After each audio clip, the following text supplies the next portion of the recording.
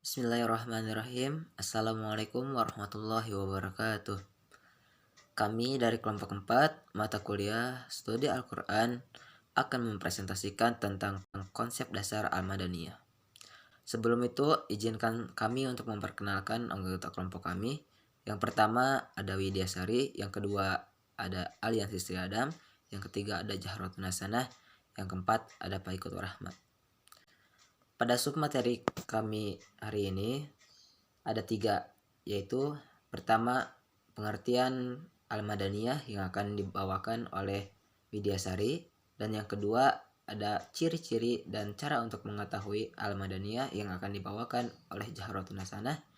Yang ketiga yaitu urgensi tentang Al-Madaniyah yang akan dibawakan oleh Faikutur Rahmat.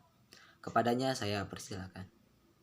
Assalamualaikum warahmatullahi wabarakatuh. Nama saya Widya Sari. Di sini saya akan menjelaskan pengertian Al-Madaniyah. Para ulama sebagaimana dijelaskan Jalaluddin Asyuti dalam bukunya Mengenal Surat Al-Madaniyah dan Makkiyah, mendefinisikan Al-Madani ke dalam 3 istilah. Yang pertama, Al-Madani adalah ayat atau surat yang diturunkan setelah hijrah, baik yang turun di Mekah ataupun di Madaniyah.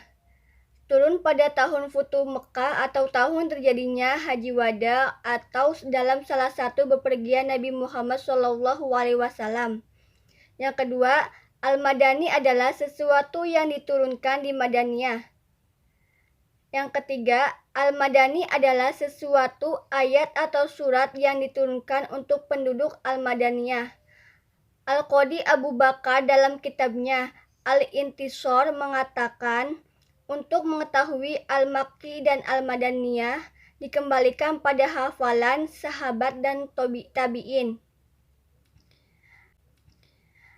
Ada beberapa nama surat Al-Madaniyah berdasarkan urutan juz. Yang pertama, Quran Surah Al-Baqarah. Yang kedua, Quran Surah Al-Imran. Yang ketiga, Quran Surah An-Nisa. Yang keempat, Quran Surah Al-Maidah. Yang kelima, Quran Surah Al-Anfal. Sekian dari saya, kembalikan ke moderator. Terima kasih. Terima kasih kepada moderator. Di sini saya akan menjelaskan ciri-ciri dan mengetahui Madaniyah. Ciri-ciri surat Madaniyah dikutip dari Ulumul Quran, prinsip-prinsip dalam pengkajian ilmu tafsir Al-Quran oleh Badruddin. Berikut ciri-ciri surat Madaniyah. Yang pertama, mengandung ketentuan-ketentuan faraid dan had. Yang kedua, mengandung sindiran-sindiran terhadap kalam munafik kecuali surat Al-Ankabut. Yang ketiga, mengandung uraian tentang perdebatan dengan ahli kitab. Yang keempat, ayat-ayatnya panjang. Yang kelima, mayoritas isinya merupakan pembahasan tentang hukum-hukum Islam serta ketentuan-ketentuan yang harus ditaati umat Islam. Metode mengetahui Makkiyah dan Madaniyah. Ada 2 cara untuk mengetahui Makkiyah dan Madaniyah. Yang pertama yaitu Al-Manhaj As-Sima'i An-Naqli, melalui riwayat dari para sahabat yang meyakinkan turunnya wahyu, dan juga dari tabi'in yang mengetahuinya dari para sahabat. Yang kedua, Al-Manhaj Al-Qiyasi Al-Ijtihadi, berdasarkan karakteristik surat atau ayat-ayat Makkiyah dan Madaniyah. 18 metode pertama untuk mengetahui Makkiyah dan Madaniyah adalah melalui riwayat yang sahih dari para sahabat yang menyaksikan turunnya wahyu, dan juga dari tabi'in yang mengetahuinya dari sahabat. Saya akan menjelaskan tentang urgensi pengetahuan tentang Madaniyah.